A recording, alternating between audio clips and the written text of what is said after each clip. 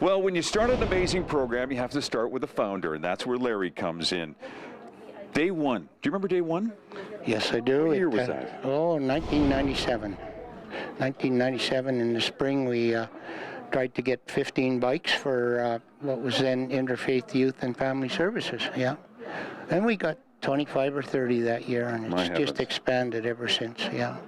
What was the real philosophy behind this? I mean, kids have bikes. Why even do this program?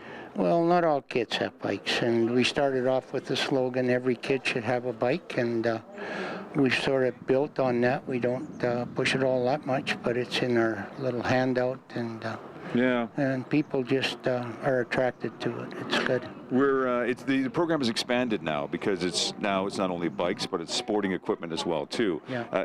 Good move forward? Oh yes, very good. One of the first things we had to do was add locks to the bikes because they were all getting stolen, the bikes we gave away. So we started by adding locks, and then bells and kickstands, and then we got helmets. They were used to begin with, but we had a tremendous sponsor, CIBC, come up and help us buy the new helmets, and that's what we do today.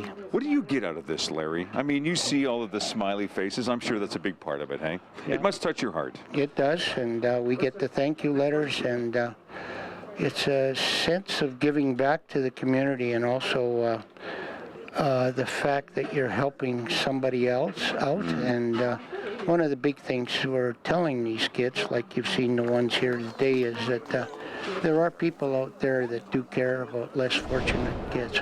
So, and as I said, it starts with someone, and it starts with this guy, Larry. Thank you very much, and maybe we should go riding sometime. Yeah, that would be fun. Yeah. More of Go Calgary coming up on Chalk TV.